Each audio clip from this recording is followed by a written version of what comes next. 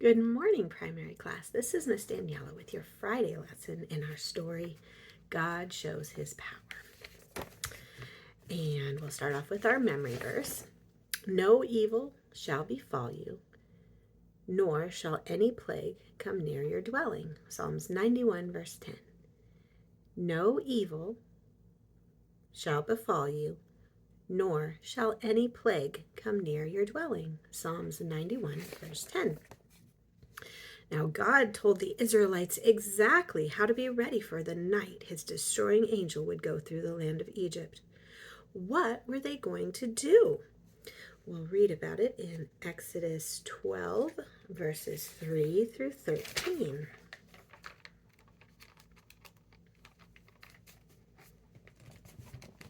Speak ye unto all the congregation of Israel, saying, In the 10th day of the month they shall take to them every man a lamb, according to the house of their fathers, a lamb for a house.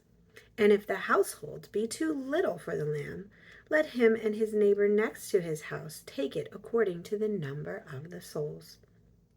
Every man according to his eating shall make your count for the lamb. Your lamb shall be without blemish, a male of the first year.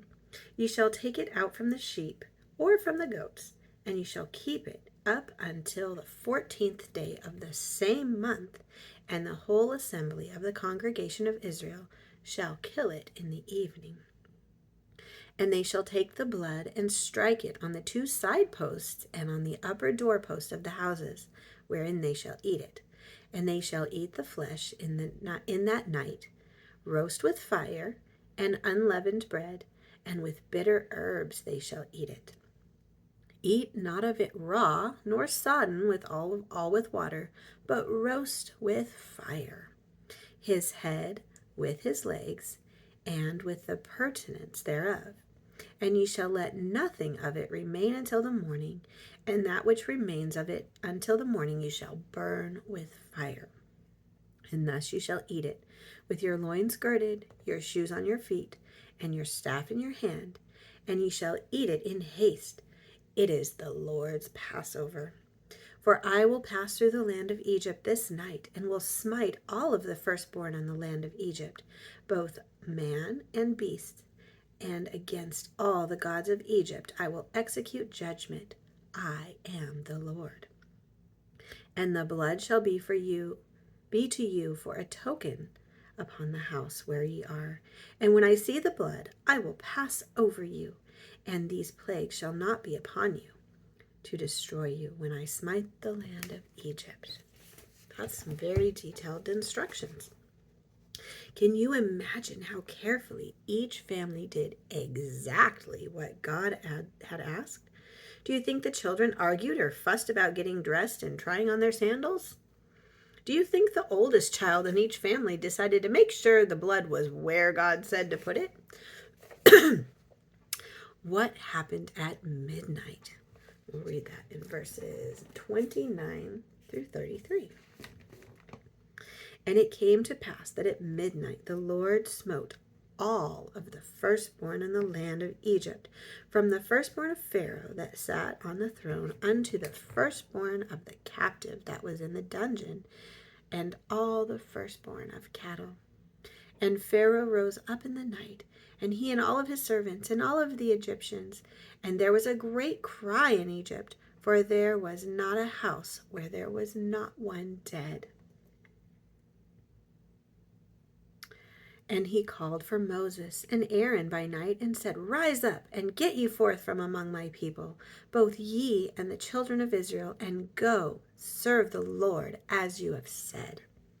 Also take your flocks and your herds as you have said, and be gone, and bless me also. And the Egyptians were urgent upon the people that they might send them out of the land in haste. For they said, We be all dead men.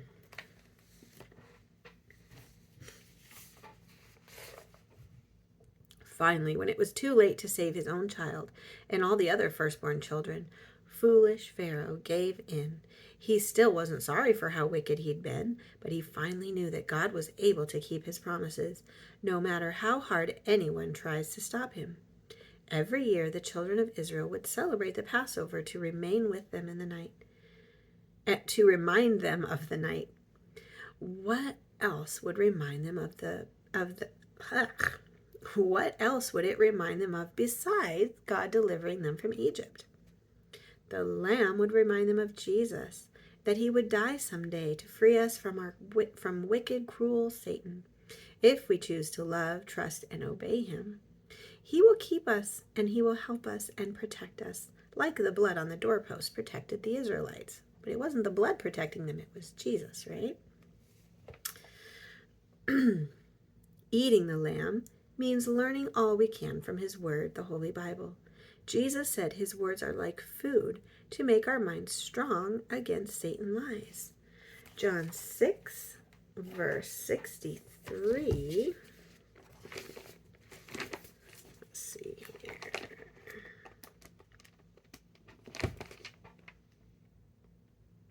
I forgot to mark that one ahead of time.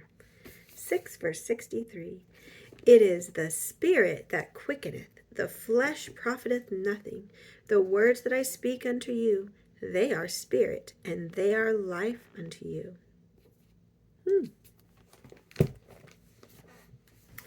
After Jesus came and died, there was no need to kill lambs anymore. He was the real Lamb of God. Now we have the communion service instead of the Passover. The communion grape juice reminds us of Jesus bleeding when he died. And the communion bread reminds us that Jesus is the bread of life.